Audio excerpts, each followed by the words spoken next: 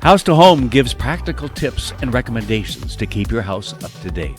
Sponsored by Avista.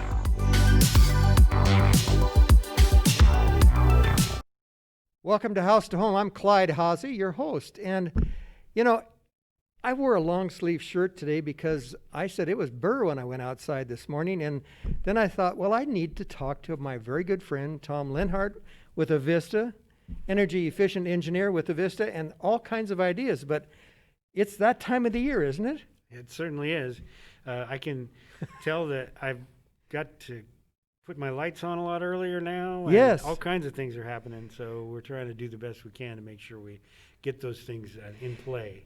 Well, I want to share a very quick story, and I told Tom about a little bit of this information before we come on today, and it was all about the issue of saying, what do you do and how you're being prepared for when it's ready to, and I thought, my story is this. Yesterday, I was working in my garage, and it ended up, I found myself, I said, I need to check my generator. I said, just in case, it's that time of the year. And I did, Tom. I went out there and I cleaned the spark plug, changed the filter, pushed the button, it started, and I said, I am ready. I am ready. And then I went back to cleaning in the garage, and I came back 2 hours later, I had no power, Tom. Guess what? It worked. Beautiful. Being prepared. I told the wife, we would be sitting there watching the news and doing our thing at 5:36. I said, this is great because guess what?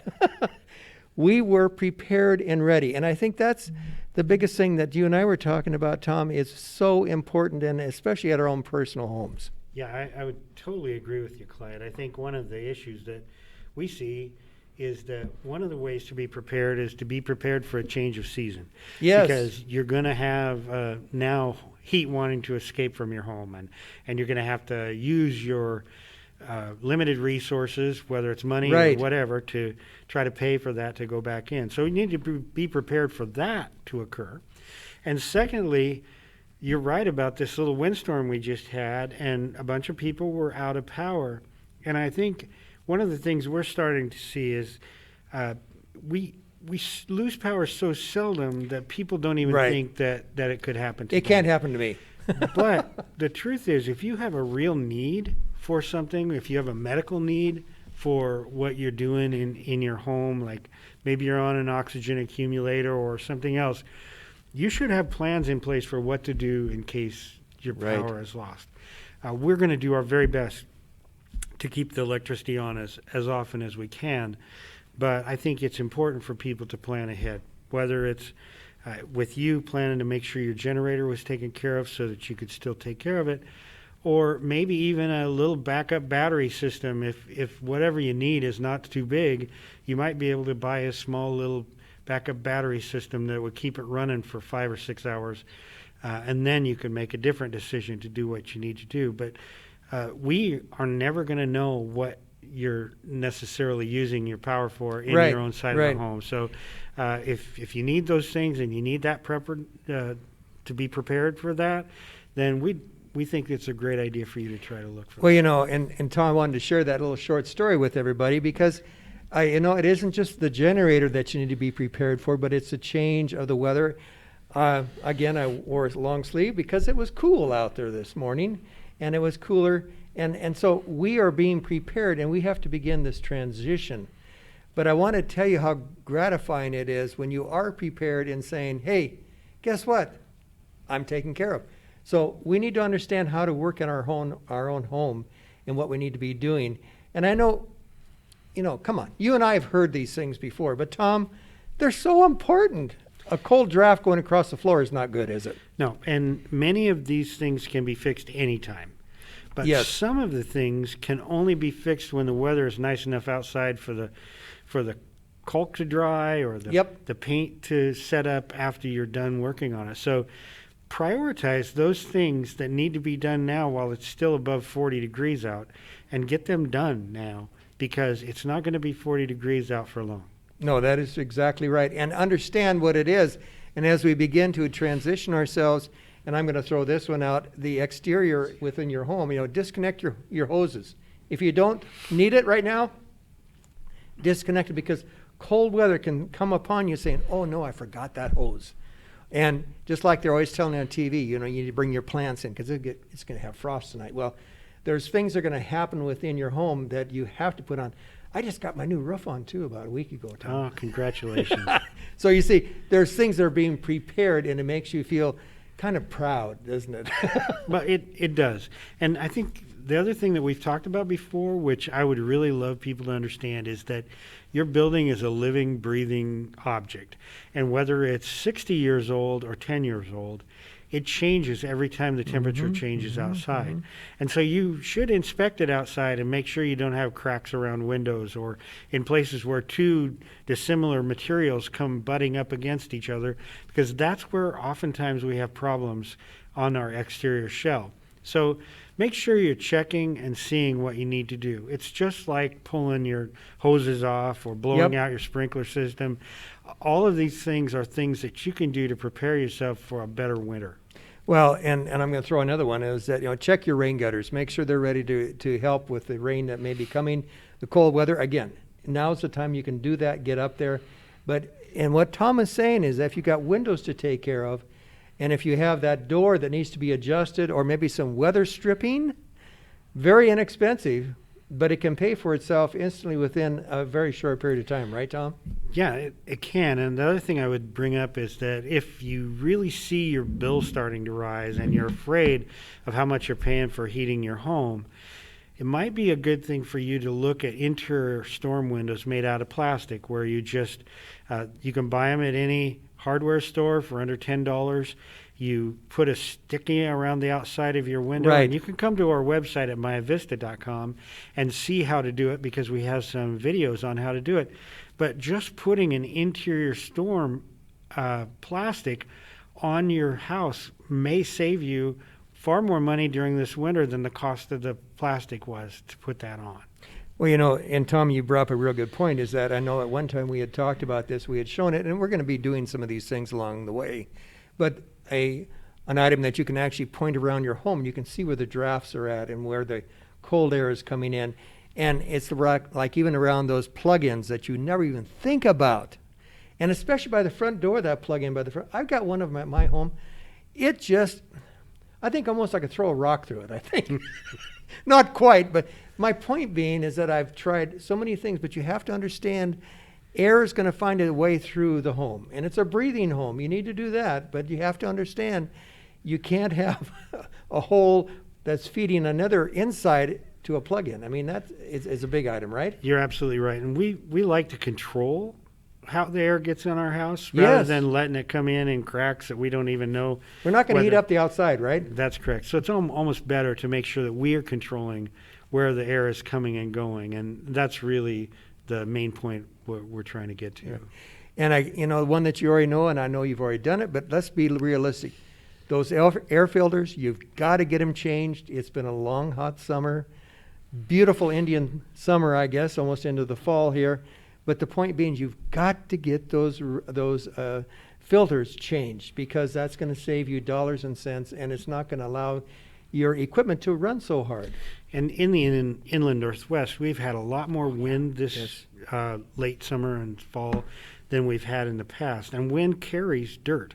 And so that dirt is stopped by your furnace filter. So make sure that you're putting in a filter and doing the things that you need to do to keep not only will people breathe better in your house, but also your furnace will run more efficiently. Yeah. It isn't all about Avista saying, hey, send us more money this month.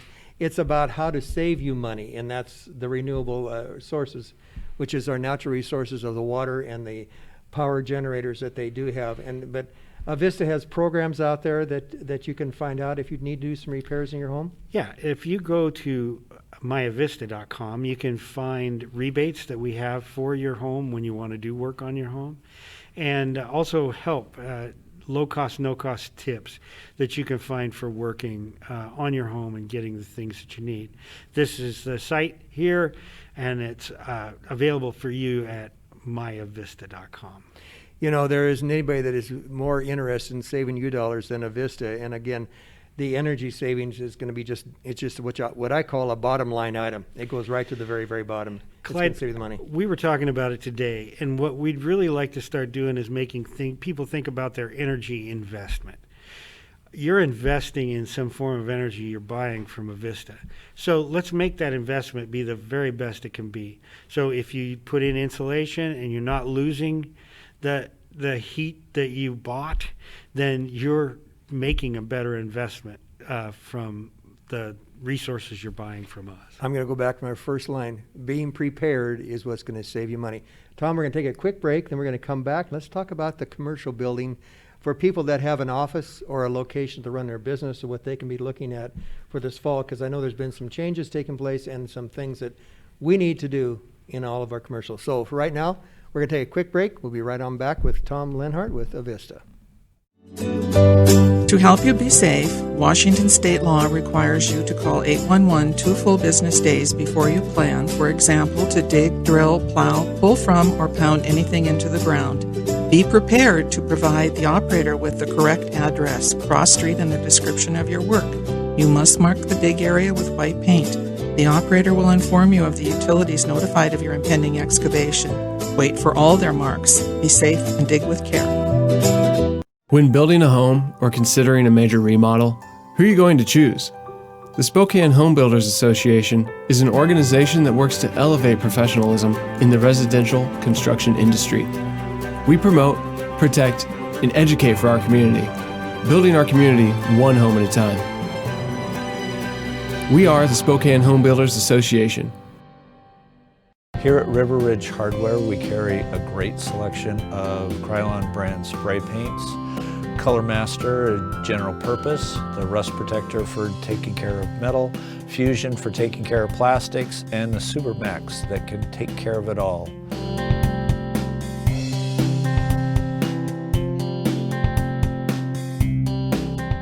Weather in the inland Northwest can wear you down. And if your gutters are in poor condition or you do not have gutters, you could suffer damage that could cost a fortune to fix. Rainman Seamless Rain Gutters has almost 30 years of professional experience in serving the inland Northwest region and strives to ensure customer service that is second to none, from the time you call to the end of the project.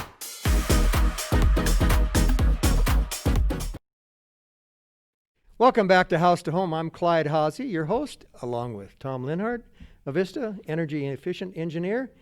Tom, we have so many things to be talking about, and we said we're going to come back and talk about a public building or an office.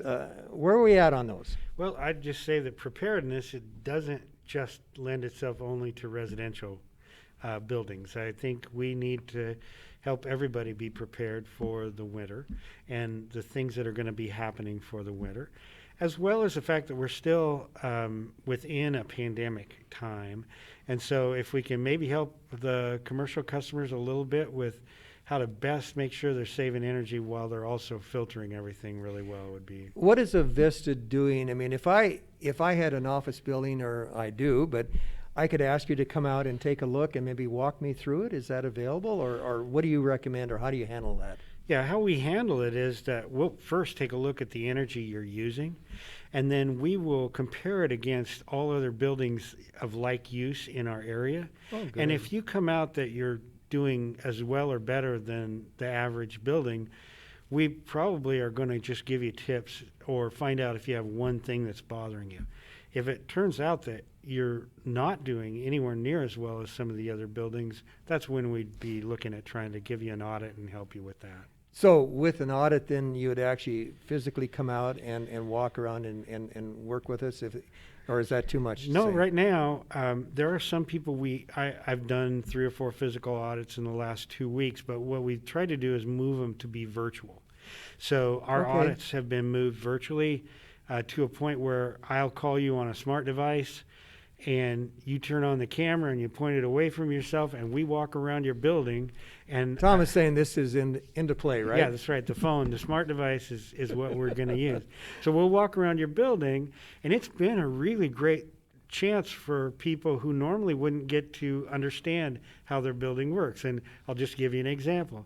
I was doing one with a person who normally would have just had us come in and do the audit, and then they get a report. Right. But because I couldn't come into their place, because I couldn't manipulate it in such a manner that there would only be one person there or whatever, Right. they did that audit. So they're standing there, and they've got the phone pointed at a hot water circulating pump.